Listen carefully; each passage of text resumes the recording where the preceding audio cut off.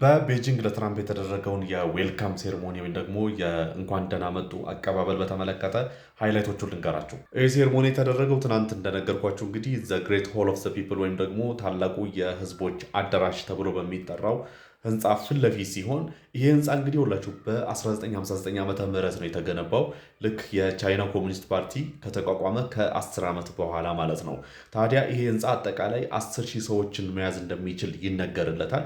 ትልልቅ የአደባባይ ኢቨንቶች፣ እንደዚህ አይነት ትልልቅ ሴሪሞኒዎች ማለት በመንግስት የሚዘጋጁ ሴሪሞኒዎች የሚደረጉት እዚህ ቦታ ነው። እንግዶችን የሚቀበሉት ትናንትና እንደነገርኳችሁ እዚህ አደባባይ ላይ ነው፣ የህንፃው ፊት ለፊት ላይ። ከዛ በተጨማሪ የቻይና ፓርላመንት ህግ አውጪዎቹ የሚሰበሰቡበት እዚህ ነው። በአመት 2 ጊዜ የቻይና ፓርላማ የሚደረገው እዚህ ህንፃ ውስጥ ነው።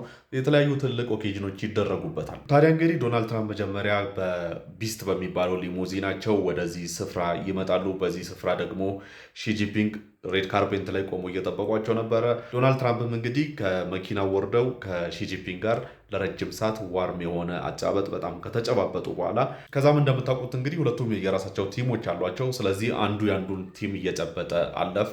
በነገራችን ላይ እዚህ ጋር አንድ በጣም የገረመኝ ነገር ፒቴክሴት ምን ሆኖ ነው ማለት በግድ የመጣ ነው የሚመስለው፣ ሳይፈልግ በግድ ተጎትቶ የመጣ ነው የሚመስለው እና በጣም ፊቱን ከስክሶ ነበረ። ሌሎቹ ኖርማል ነበሩ። ከዛም እንግዲህ ዌልካም ለማለት 21 ጊዜ መድፍ ተተኩሷል። ከዛም በርከት ያሉ ህፃናት፣ ቁጥራቸው ወደ 300 የሚደርስ ህፃናት የሁለቱም ሀገራት ባንዲሮችን ይዘው አበባ ይዘው ለረጅም ሰዓት እንኳን ደህና መጡ እያሉ ሲጨፍሩ ነበረ። ከዛ ሲቀጥል ደግሞ የቻይና ሚሊተሪ የሚገርም ሾው አሳይቷል። የቻይና ሚሊተሪ ያሳየው ሾው በጣም የሚገርም ነበረ። አይደለም እኔ ዶናልድ ትራምፕን ራሱ በጣም ኢምፕረስ አድርጓቸዋል። አዳራሽ ውስጥ ከገቡ በኋላ ራሱ ስለ ህፃናቶቹና እንዲሁም ደግሞ ስለ ሚሊተሪው ፐርፎርማንስ አንስተው በጣም ሲያሞካሹ ነበር። አንደኛ በጣም የሚገርመው ሚሊተሪው ይሄ ቁመታቸው ማለት ነው እንዲህ ተከርክሞ ነው የሚመስለው።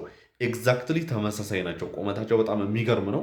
ከዛ ሲቀጥል የሚያደርጉትን እንቅስቃሴ ልብ ብላችሁ ከሆነ እንትን ነው የሚመስለው በፕሮግራም በተመሳሳይ ፕሮግራም የሚንቀሳቀስ ሮቦት ነው የሚመስለው። በርከት ያሉ ሮቦቶች በአንድ አይነት ፕሮግራም ኮማንድ የሚደረጉ ነው የሚመስሉት። እንቅስቃሴያቸው ከእግራቸው የሚወጣው ድምፅ በቃ ቶታሊ በጣም በጣም የሚገርም የሚያስደንቅ ነበረ። በእርግጥ ያው የቻይና ሚሊተሪ ያው ይታወቃል በእንደዚህ አይነት ሾው በጣም አንደኞች ናቸው፣ ጎበዞች ናቸው። እንግዲህ ሁለቱም መሪዎች እንዲሁም ደግሞ ልዑኮቻቸው ወደ አዳራሽ ከገቡ በኋላ ያወሯቸውን ነገሮች አጠቃላይ ከዚህ በኋላ በአንድ ቪዲዮ ቀንጨብጨብ አድርጌ እሰራላችኋለሁ። ነገር ግን ሺጂፒንግ ወደ ህንፃ ከገቡ በኋላ ንግግር ሲያደርጉ አንድ ያሰመርኩት ነገር ምንድን ነው መሰላችሁ? አሜሪካና ቻይና ራይቫል መሆን የለብንም፣ ወይም ደግሞ ባላንጣዎች መሆን የለብንም፣ ተፎካካሪዎች መሆን የለብንም፣ ፓርትነርስ ነው መሆን ያለብን፣ ወይም ደግሞ ወዳጆች ነው መሆን ያለብን የሚል ይዘት ያለው ንግግር አድርገው ነበረ። እነዚህ ሁለት የዓለማችን ግዙፍ ኢኮኖሚ ያላቸው ሀገራቶች እንግዲህ በአሁኑ ሰዓት የተገናኙት ከዚህ በፊት ከነበራቸው ግንኙነት በተለየ አቅጣጫ ለመሄድ አስበው ከሆነ ኮኦፐሬት ለማድረግ አስበው ከሆነ እዚህ ጋር ዛሬ ያወሩት በተለይ በቃ ሲሪየስሊ ሊያደርጉት ያሰቡት ነገር ከሆነ የዓለማችን የኃይል ሚዛን ሙሉ ለሙሉ ፍሊፕ ነው የሚያደርገው። ያም ይሆን ከሆነ እንግዲህ አዲስ የሆነ የወርልድ ኦርደር ልናይ ነው ማለት ነው።